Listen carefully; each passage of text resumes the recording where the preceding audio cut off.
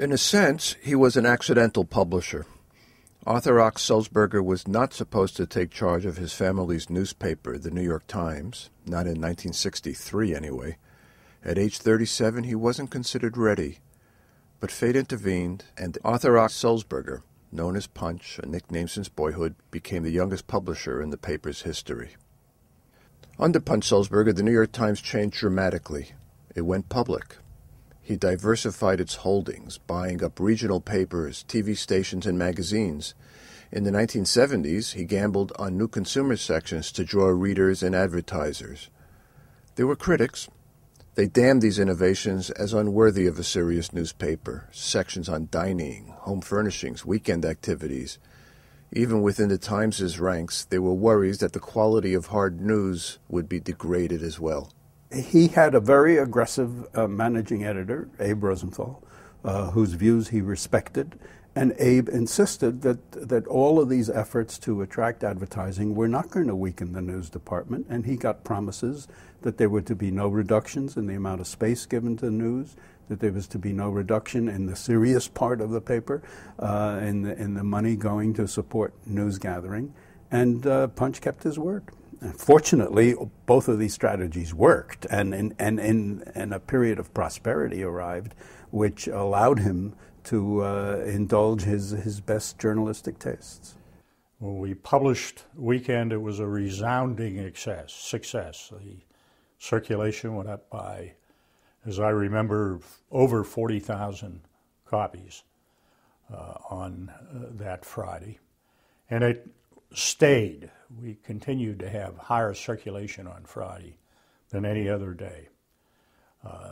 And that was really the beginning of those four-part papers. The news sections were an instant success, soon imitated by papers across the country. A newspaper that is broke, he once said, is not going to be able to support thorough and aggressive reporting. That independent voice was heard most clearly in Mr. Sulzberger's decision in 1971 to publish a secret government history of the Vietnam War. It was, many journalists believed, his finest hour. The Times dryly labeled it the Vietnam Archive, but everyone called them the Pentagon Papers, thousands of pages that exposed Washington's deceit as it stumbled through an increasingly unpopular war. We had to publish them. She said to me, where are these documents? Where in God's name are them? I'd like to see them if we're going to print them. So I said, okay, and I got a grocery cart. I don't know where I got it from. I guess up from I don't know. And there were thousands of pages. They were all stamped top secret, and they were certainly embarrassing and proving that the public had been lied to at various important stages. So in that sense, we felt it was journalistically quite a scoop. Punch had to be won over, and I don't know if he ever was won over. There was a huge, ferocious battle within the Times with respect to the publication of the Pentagon Papers. The outside lawyers were absolutely adamant that this was illegal and unpatriotic, and it would defame the institution forever. Punch was a former Marine, and obviously had dealt with classified information. And you're trained to deal with classified information as being very sacred. He was very impressed with the arguments made to him that if he, Punch, published this stuff, he's going to end up in the cooler. Well, the debate went right up to the last day. Punch put a deadline on all the debate because he had a trip scheduled to go to London.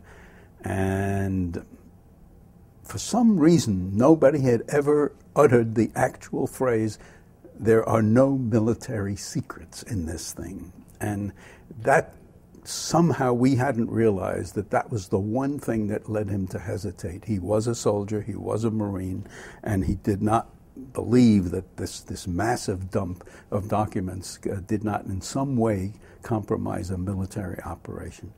And we just blurted it out to one of his deputies, Sidney Grusin, the last day, that doesn't he understand there are no military secrets in this? And he said, really?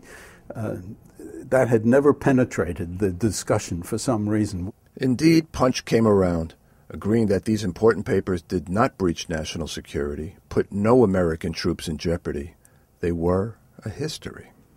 the last day we arrive in his office, and he said, "Gentlemen, I've reached a decision," Punch said with a very stern face.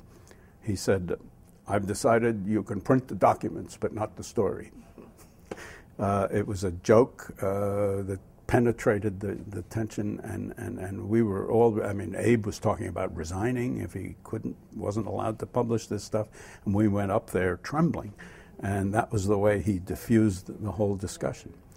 But the Nixon administration demanded that the series be stopped immediately, and it got a federal judge to issue a temporary restraining order. Never before had a court stopped a paper in advance from publishing an article.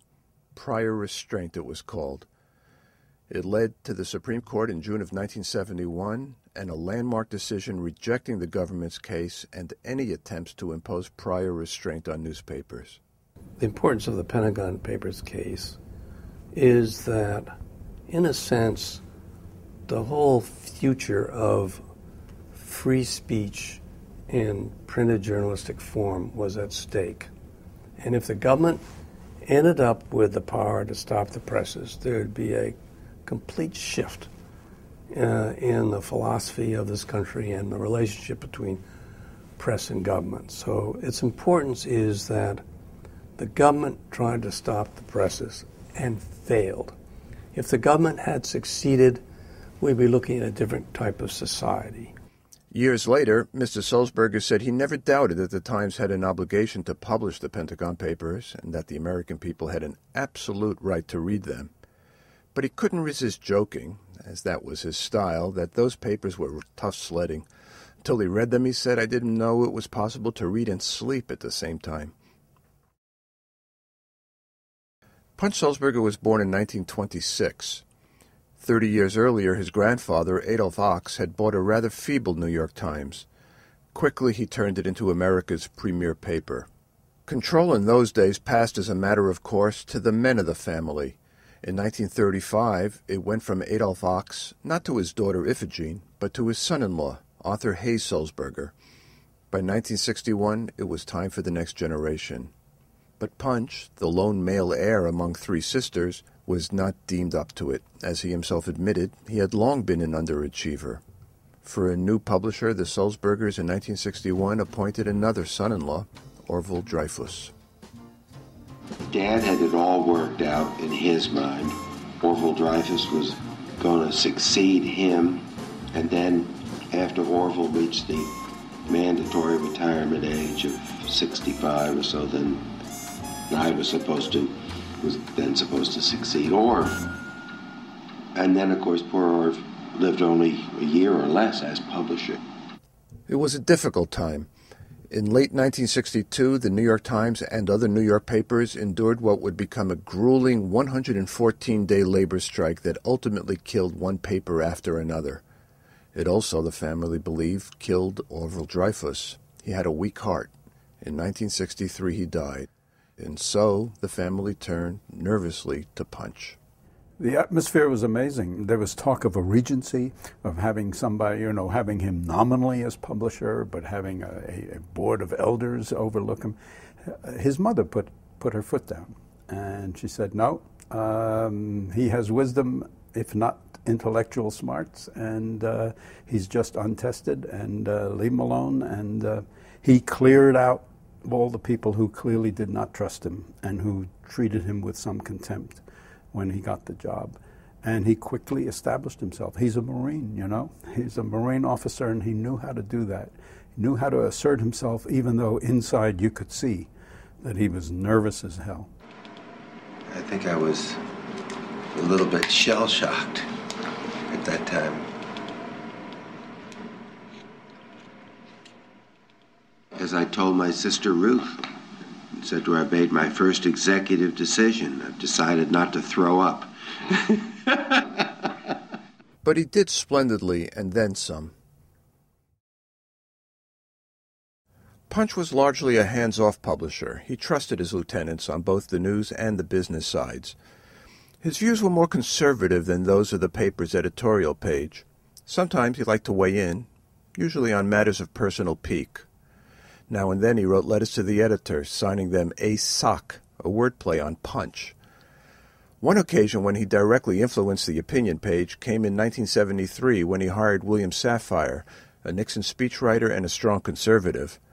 Within the paper, this was a widely unpopular move, but Safire won a Pulitzer Prize in 1978.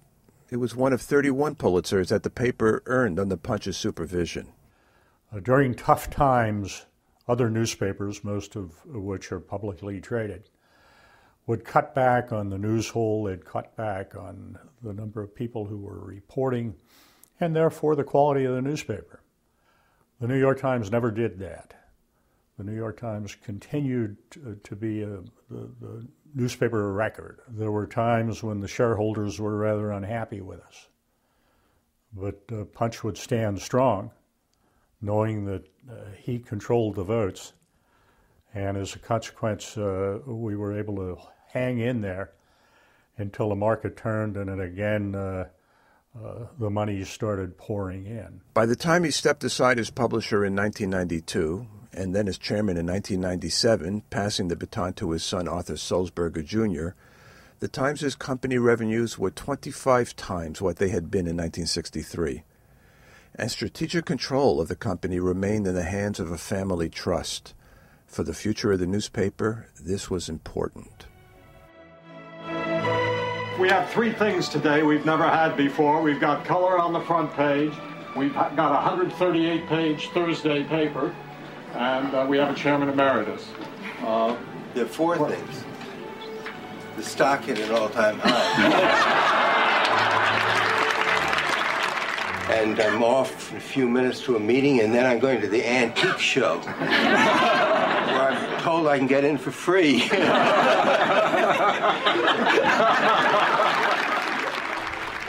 My favorite moments of Punch, but at the end of the day, Punch would sit back, and if you were lucky, you'd get invited, and you'd have a drink with Punch.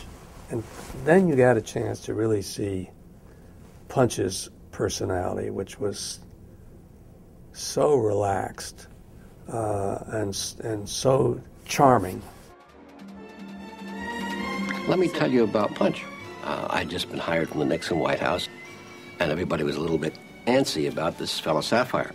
So nobody ever visited me in my office, except one day Punch shows up and walks in. He has a little photograph of Adolf Ox in a frame. And he looks around the wall, and there was a nail in the wall. And he went and he hung it up. And he said, I'd just like to make sure you feel that you're at home here, and here's a picture of Grandpa. And that was nice. That's the kind of guy he is. Family always mattered to Punch. It was no coincidence that the country's best newspapers were those that tended to be family-owned. Nepotism works, he joked, but he was totally serious when he talked about the enduring need for quality newspapers competing in a digital age. You're not buying news when you buy the New York Times, he once said. You're buying judgment. Punch Sulzberger's legacy to journalism is that he was the publisher of the world's greatest newspaper at that time. He was a publisher of a paper that it is hard to imagine could be any better than it was. He made it great by sticking to its values and put it all at risk in the Pentagon Papers to protect all of which he had achieved.